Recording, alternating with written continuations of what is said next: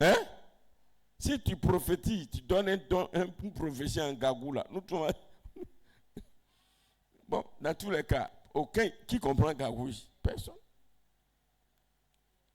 C'est pourquoi il y a des gens, souvent, je ne parle pas ici de la manifestation d'un don de parler en langue, dans la langue des hommes. C'est comment régler?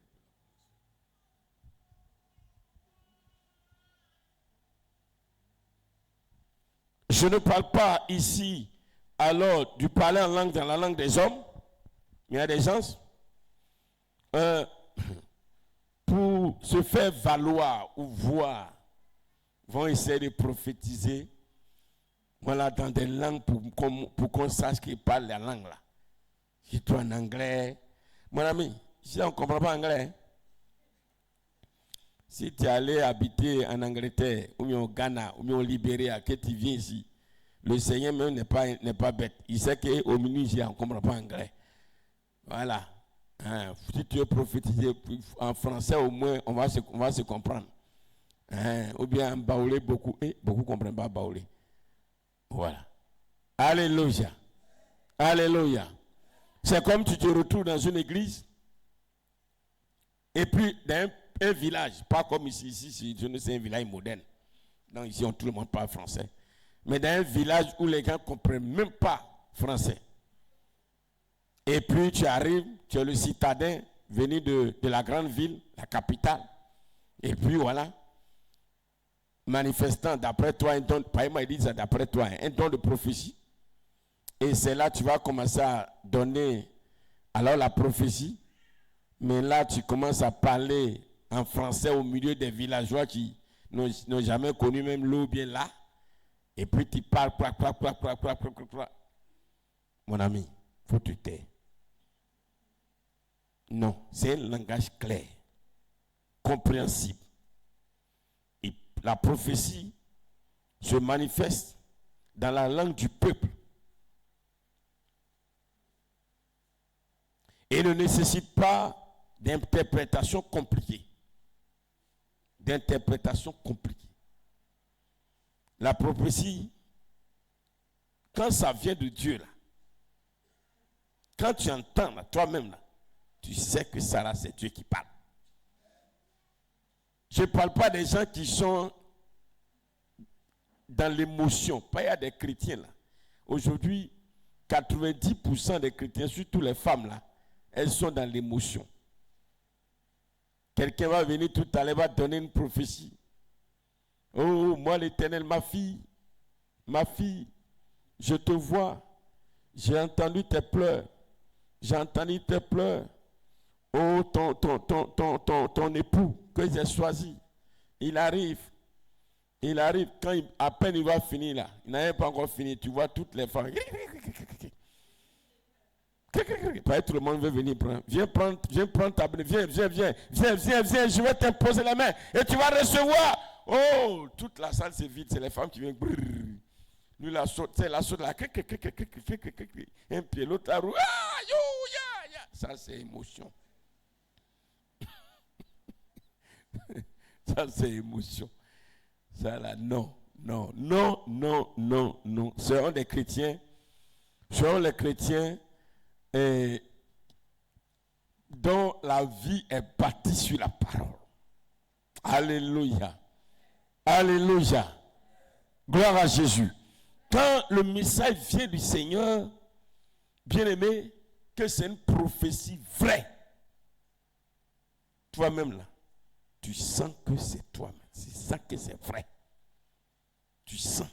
Si toi-même aussi tu n'es pas dans l'émotion, tu sens que ça là, c'est vrai. Gloire à Jésus. Nous parlons toujours du don de prophétie parce que c'est important de savoir ces choses pour que le don de prophétie, qui est un don merveilleux, puisse alors jouer son rôle parmi nous, au milieu de nous, et puisse nous faire du bien.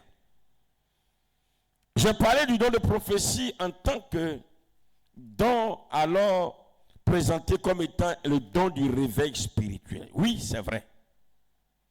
Parce que la prophétie vient s'adressant à l'Église pour raviver l'écoute spirituelle.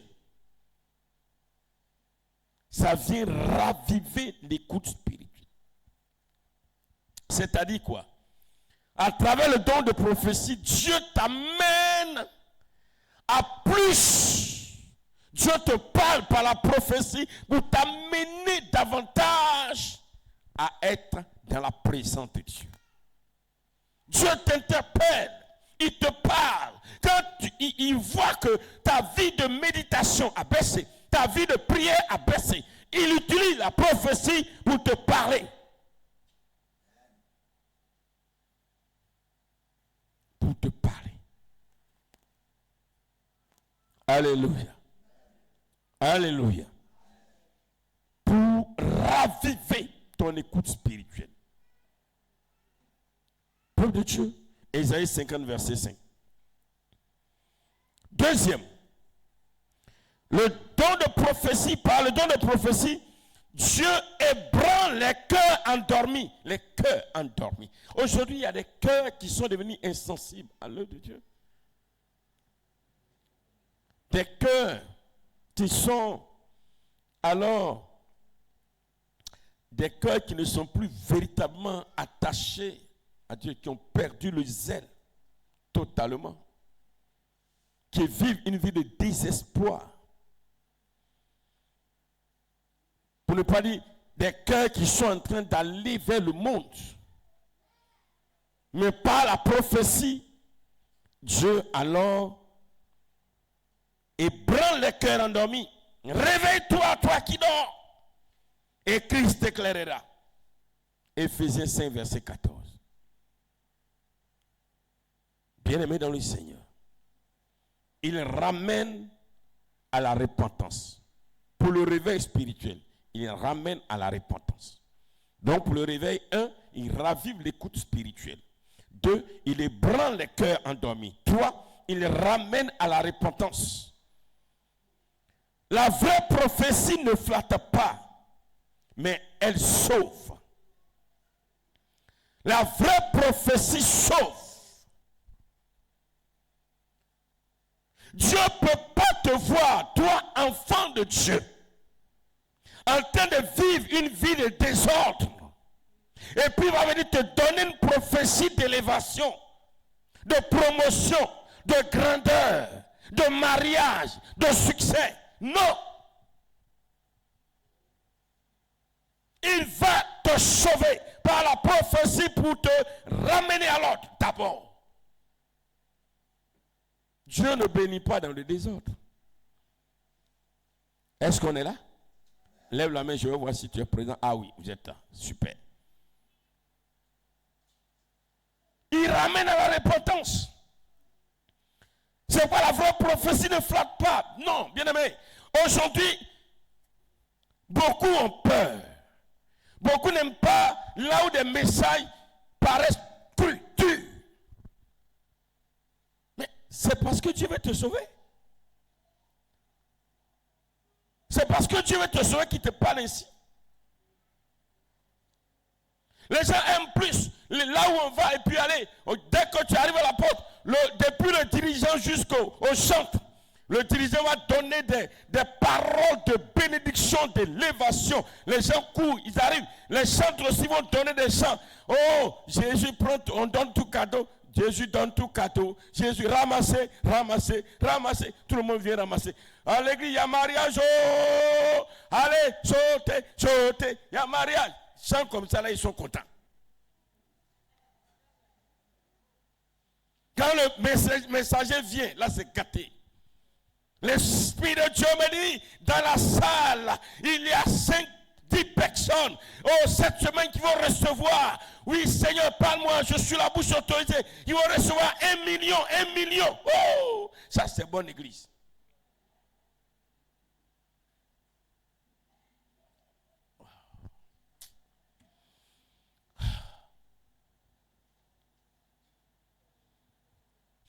Vous savez pourquoi Jésus n'a pas été aimé?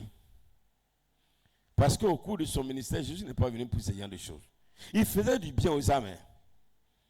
Mais quand il fallait reprendre, il reprenait les gens. Non, il ne jouait pas avec ça. Mais les malades, il les guérissait. Tous ceux qui ont des problèmes, tu as faim, ils multiplient. Ils multiplient, puis là, ils mangent poisson, ils mangent, ils sont rassasiés. Quand ils finissent de rassasier, puis ils les reprennent. Bah. Son message est trop dur. C'est à cause de ça, on dit que le message de Jésus était dur. Là. Qui peut suivre un message comme ça? Jean-Baptiste est venu, nous, il a parlé de repentance. Lui aussi, il est venu. Bon, nous, on pensait que de toute façon, il est plus simple que Jean-Baptiste. Jean-Baptiste, lui, il était effrayant. Jean-Baptiste, lui, faisait peur. Son aspect extérieur même faisait peur. Tout le monde avait peur de Jean-Baptiste. Mais lui, il est venu. On dit, lui, au moins, il mange avec les pauvres, il boit avec des gens. Donc, lui, au moins, son message serait un peu un message dilué. Mais attention, le message de Jésus, c'est encore plus compliqué. Parce qu'il est venu pour sauver. Alléluia. Et on ne sauve pas sans repentance. Le salut se trouve dans la repentance. Et comme Dieu veut que tous ces enfants qui ont accepté Jésus comme Seigneur et Sauveur, vous et moi, nous soyons sauvés. Et donc s'il a un message prophétique à donner, alors il va nous donner un message pour nous ramener à la repentance. 4. Ça c'est pour le réveil encore. 4. Par la prophétie, le Seigneur ressent. Alors, il ressent. Il nous ressent sur la sainteté. Soyez saints, car je suis saint. Soyez saints, car je suis saint. Soyez saints, car je suis saint. Soyez saints, car je suis saint. Aujourd'hui, peuple de Dieu, la véritable prophétie en tant que langage de Dieu avec son Église, pour son Église, a pris un coup. Parce que tout est mal. C'est un désordre maintenant qui s'est installé dans les églises du Seigneur. Maintenant, il est important de savoir une chose, la distinction entre le don de prophétie et le ministère de prophète. Le prophète, bien sûr,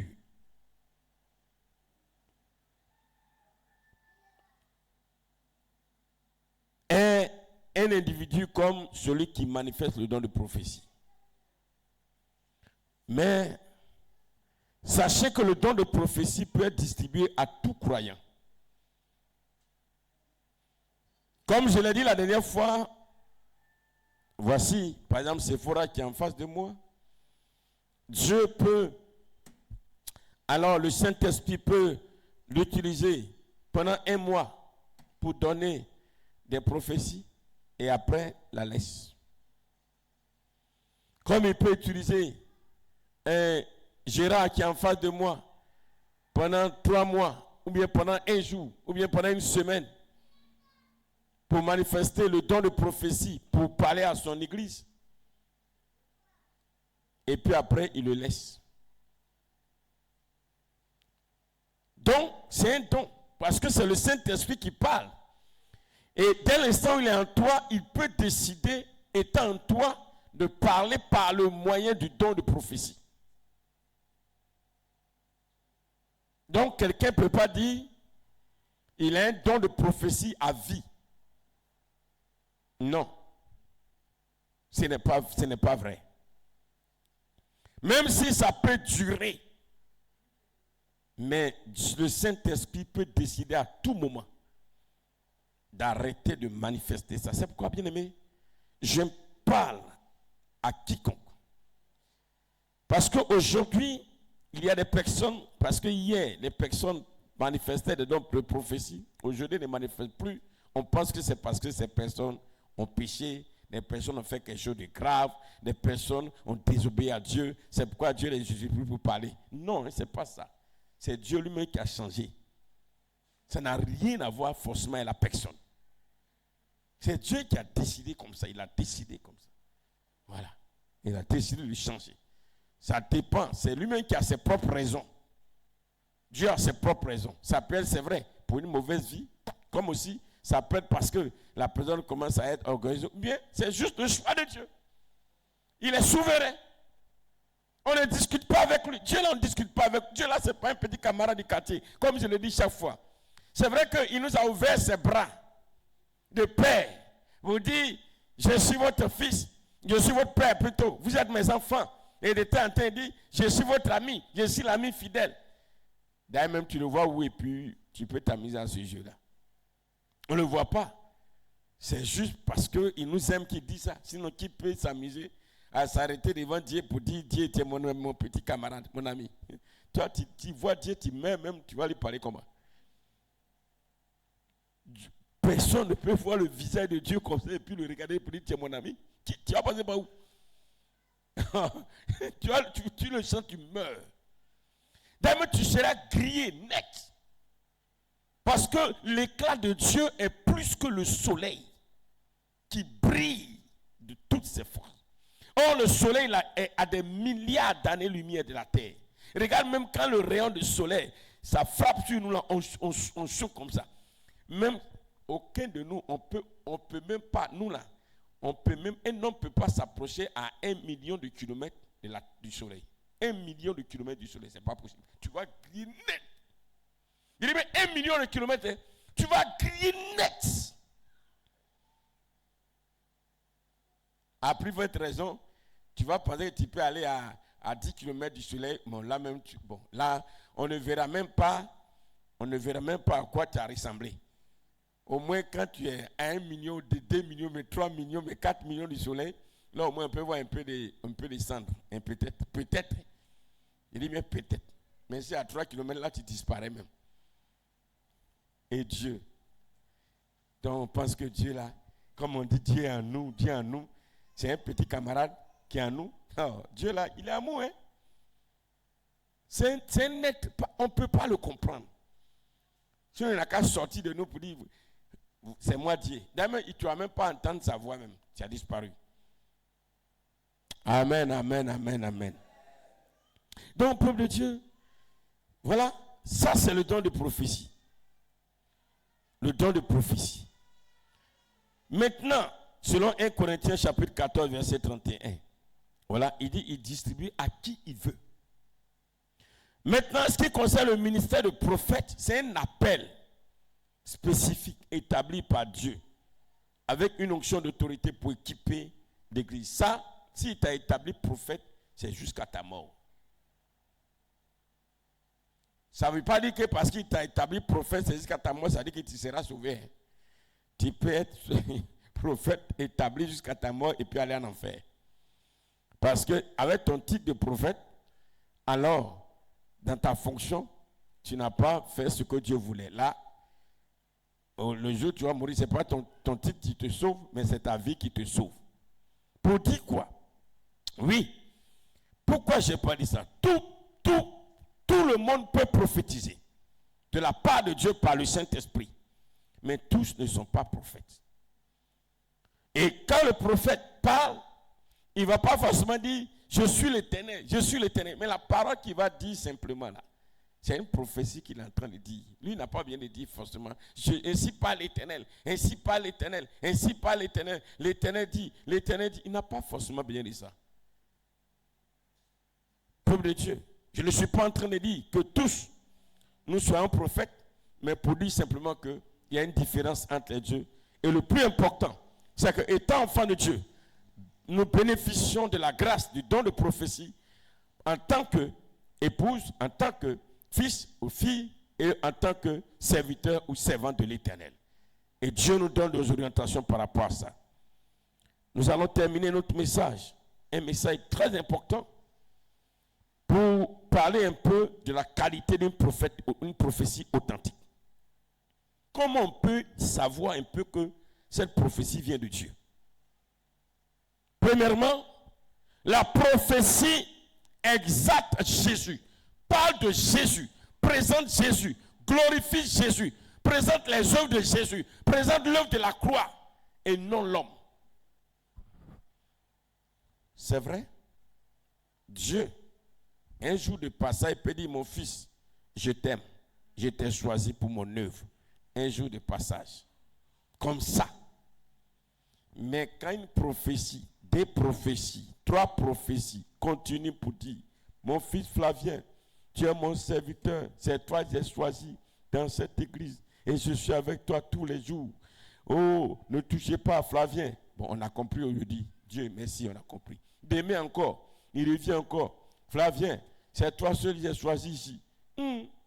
Après demain encore, Flavien, parce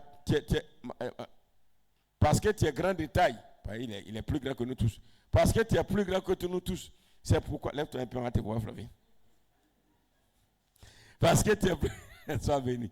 Parce que tu es plus grand que nous tous. C'est pourquoi je t'ai donné l'épée. Flavien, celui qui va te toucher, encore on vient encore, celui qui va te toucher, Flavien, va mourir. Ça là, c'est pas Dieu, c'est Satan qui est en train de nous blaguer comme ça. Satan nous a blagué fini. Non. La prophétie ne fait pas ça. Alléluia. Et ensuite, une prophétie est claire. Elle est simple et sans confusion. Claire, simple et sans confusion. Quand tu entends la prophétie, c'est comme un père qui parle à son enfant. Il parle à l'enfant et puis l'enfant ne comprend pas. Tu finis de parler, l'enfant dit, papa, tu dis quoi? Donc ce qu'elle dit, tu n'as pas compris. Dis non, papa, il faut reprendre. Tu parles encore, l'enfant ne comprend rien. Mais c'est que là, il va dire, mon papa a un problème. Hein? Mon papa est malade. Eh oui, parce qu'un père parle clairement, simplement. Hein? Vous qui nous suivez, c'est normal. On parle clairement, simplement à ton enfant. Même que ce soit pour lui donner un ordre, même que ce soit pour le gronder, que ce soit pour le reprendre, que ce soit pour l'orienter, mais tu parles de façon claire, de façon simple, de façon limpide. Mais si ce n'est pas le cas, ou quand la prophétie finit, mais il dit quoi même? Qu'est-ce qu'il a dit même? Bon, je ne sais pas, qu'est-ce que Dieu veut dire par là? Qu'est-ce que dit? Comme si on a fait songe et puis on s'est réveillé, nous tous on ne comprend plus. Nous tous c'est comme si tu fais rêve, tu te réveilles. Hein? Tu fais un rêve, tu arrives sur la route, et puis voilà, une voiture qui quitte en haut, qui descend, et puis voilà, un cheval qui est en train de venir, et puis sur le cheval, il y a un chien qui est sur le cheval, et puis pendant que le chien est sur le cheval, il arrive à côté de toi, le chien devient un chat, et puis arrivé, quand tu regardes, hey, c'est un chat, et puis le chat devient souris, et puis tu te réveilles. Ah! C'est comme une prophétie où tu parles, nous sommes finis. Il a dit quoi même? On ne comprend rien. Tu nous as pris ici, tu nous as envoyé là-bas, tu nous as ramenés. Nous tous on est confondus, perdus. Mon ami, la prophétie n'est pas comme ça, la prophétie est claire. Alléluia. Et puis, la prophétie qui vient de Dieu, elle est soumise à l'autorité des Écritures.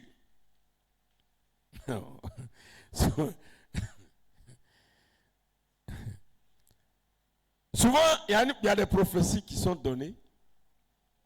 Et quand tu compares ce que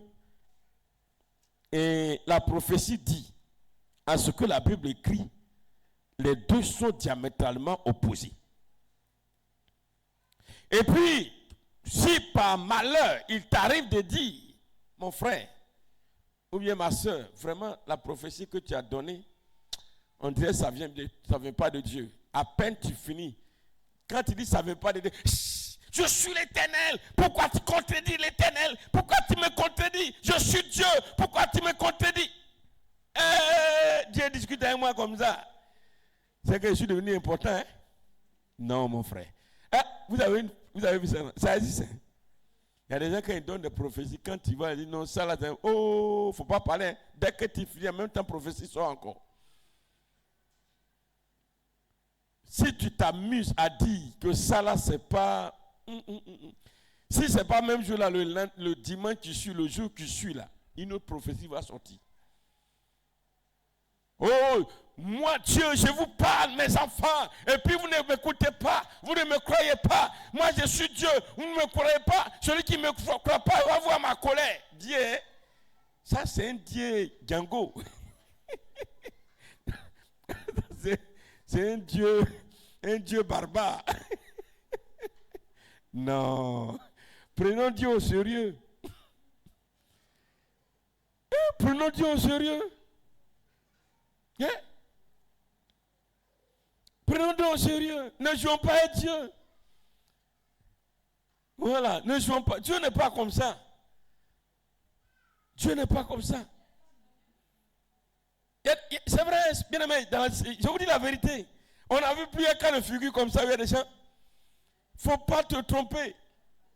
Il ne faut pas te tromper pour dire non. On a vu un cas ici comme ça. Une soeur, voilà, prophétisée. Bon, nous on l'a appelé pour dire, ah vraiment, ce que tu as dit là. Bon, nous on pense que c'est vrai. Ce que tu as dit, ça ne concorde pas avec la parole de Dieu. Oh, si on savait. Nous tous, on était assis, quoi. Moi-même, j'étais assis, là, nous tous. En même temps, elle s'est levée. Mes enfants, vous attaquez à moi. Vous attaquez à moi. Je suis Dieu. Je ne mens pas. Qui t'a dit que tu mens? Moi, je n'ai jamais dit à Dieu qu'il ment. Moi, je t'ai dit, c'est toi qui parles là, tu as problème. Dieu là, je suis qui pour dire à Dieu que tu mens?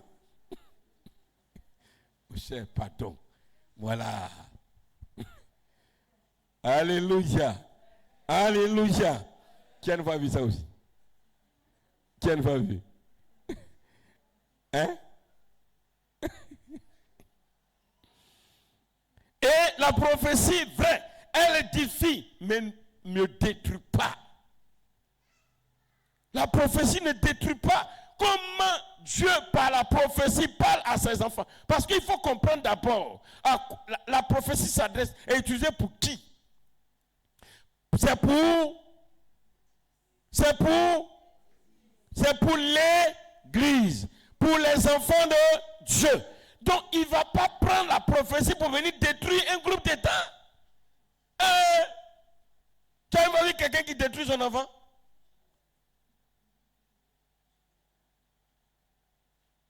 Je suis l'Éternel. Je suis l'Éternel. Je suis l'Éternel. Oh, toi qui ne me crois pas, toi qui es venu ici, tu es mon enfant, tu m'as désobéi, tu vas mourir. Hey! Dieu va nous tuer tous. Mais où? Si Dieu devait nous tuer comme ça, là, il n'y aurait pas eu d'apôtre. Oh. C'est que là où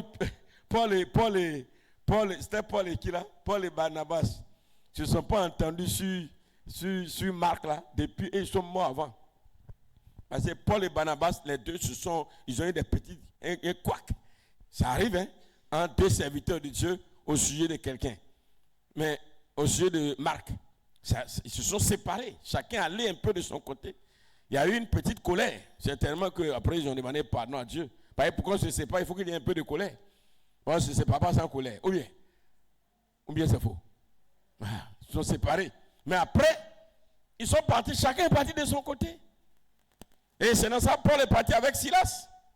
Lui, il est allé avec Silas et puis Barnabas est parti avec Marc. Mais si c'est comme ça là, Dieu va dire, Paul, je suis Dieu. Pourquoi tu t'es séparé avec Barnabas? Tu vas mourir. Où il y avait où? C'est comme quelqu'un qui dit, bon, moi je suis plus membre de l'église de Sinaï.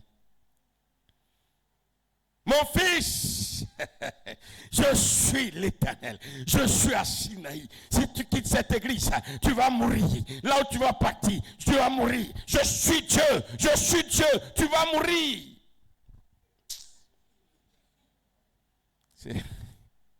Non. Tu peux ne pas être chrétien de Sinaï et puis tu es chrétien. Il n'est pas dit que le chrétien est forcément chrétien de Sinaï. Non, c'est faux. Non, c'est faux. Le monde qui est vaste comme ça, là. Le monde qui est vaste comme ça. S'il veut, il va aller dans d'autres églises. Il n'a qu'à aller prier seul. S'il veut, il va prier partout. C'est son problème. L'essentiel là, il n'a qu'à garder la foi. Il n'a qu'à garder la parole de Dieu. Il n'a qu'à demeurer dans le Seigneur. Je ne suis pas en train de dire de partir de Sinaï. Hey. Oh! Je ne suis pas en train de dire de partir de Sinaï. Oh. Je ne peux pas interpréter ce que je suis en train de dire comme dire, le prophète m'autorise à partir où je vais. Il ne faut pas partir, pardon. Voyez, les chrétiens, ils sont prêts. Lui-même, il a prêché. Il a dit, on peut partir qu'il n'y a rien. Est-ce que c'est ce qu'il a dit?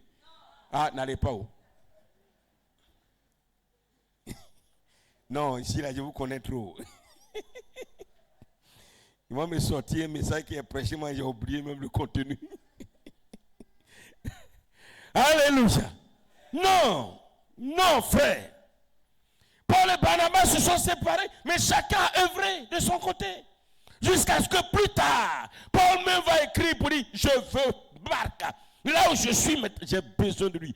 Il est utile pour moi. Alors. Et enfin, en ce qui concerne la qualité d'une prophétie authentique, super.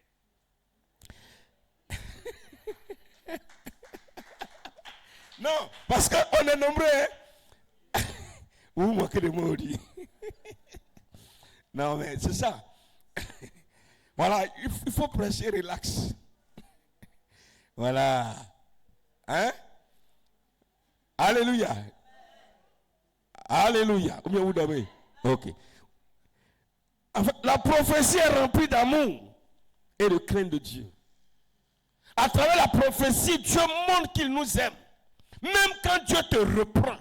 Mais derrière ça, il te démontre qu'il t'aime. C'est comme un père. Quand un père frappe son enfant, mais derrière la chicotte, il y a l'amour qui est manifesté. Alléluia. C'est pas parce que Dieu te reprend à travers une prophétie qu'il ne t'aime pas. Au contraire, c'est parce qu'il t'aime qu'il te reprend. C'est parce qu'il t'aime qu'il te corrige. Parce qu'il ne veut pas que tu perdes. Il ne veut pas que alors tu sois perdant. Que quelque chose t'arrive. Tu es à lui. Tu lui appartiens. C'est pourquoi il te parle. Donc, la prophétie est remplie d'amour. Ce n'est pas des prophéties violentes. Violentes. Des paroles violentes. Des paroles même souvent d'injures, d'insolence. Hein? Il faut faire très attention. Bien-aimés, que Dieu nous bénisse. Que Dieu nous bénisse. Que Dieu nous bénisse. Il faut éviter, surtout, alors, de nous attacher à des prophéties souillées par la chair ou par les émotions. Ou à des prophéties motivées par l'intérêt personnel ou la manipulation. Ou à des prophéties mystiques. Il y en a tellement de prophéties mystiques aujourd'hui, où les gens viennent pour donner des prophéties après qu'ils soient passés sur des gens pour leur donner certains pouvoirs, et des prophéties utilisées comme instrument de pouvoir. Et le Seigneur nous conseille, nous exhorte, bien-aimés, à prier pour que le don de prophétie se manifeste dans l'Église. Dans le livre de 1 Corinthiens chapitre 14 verset 1, il dit: aspirez au don spirituel, mais surtout à celui de prophétiser. Désirez avec sincérité et humilité. Criez à lui pour que cela se manifeste, aussi bien dans ta vie comme dans la vie de ton frère, de ta soeur dans l'église. On aura le temps, pas aujourd'hui, mais on est aujourd'hui un peu situé sur l'importance de la prophétie dans l'église et pour le réveil spirituel, le réveil de l'église. Alléluia. Quand on parle de réveil, le réveil concerne l'église. Les réveils ne concernent pas le monde. Non, non, non, non, non, non. Non, non, non, non, non, non. Le réveil concerne l'église. Ce sont ces enfants qui réveillent. Ce sont ces enfants qui réveillent. Donc, souvent, quand on parle de réveil, réveil, et le monde, ce n'est pas le monde. Le réveil concerne l'église. Maintenant, le réveil va avoir un impact sur le monde. Parce que quand le monde va voir comment nous qui sommes à Christ et qui sommes réveillés, ce que Dieu fait dans notre vie, alors le monde va dire waouh. C'est comme ça que ça s'est passé. Quand il y a eu les 120 qui étaient dans la chambre haute, quand ils ont vu ce que Dieu était en train de faire dans leur vie, ils ont dit mais comment est-ce qu'on peut faire pour être comme vous? Comment est-ce qu'on peut faire pour devenir comme vous? Comment on peut faire pour expérimenter ce que vous faites? S'il y a le réveil par la prophétie, Dieu est en train vraiment de nous reprendre par la prophétie. Et chacun de nous, alors commence à vivre dans la crainte de Dieu, dans la vie de prière. Et que dans la prophétie, par la prophétie, Dieu commence à nous bénir, à nous arroser de beaucoup de choses. Dieu est en train de réaliser des choses extraordinaires dans la vie de l'église. Quand les gens du monde vont voir, ils vont dire waouh, ceux-là, regarde comment ils sont devenus, regarde ce que Dieu est en train de faire d'eux. Et là maintenant, ils vont courir pour venir à nous. Donc le réveil, c'est d'abord l'église. C'est l'église d'abord. Et ça aura un impact sur le monde. Le monde n'est pas réveillé parce que nous leur disons de se réveiller. Lorsque le monde est réveillé, lorsqu'il voit ce que Dieu fait dans l'église. Et la prophétie est là pour ça. Alléluia. Que Dieu bénisse sa parole au nom de Jésus.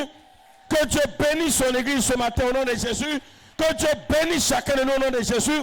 Que Dieu bénisse sa parole. Que Dieu bénisse sa parole. Et parmi nous, il y a des hommes, des femmes qui prophétisent parce que nous avons besoin de la prophétie pour être orientés, pour rester dans la vérité de la parole. Que Dieu nous bénisse au nom de Jésus. Amen.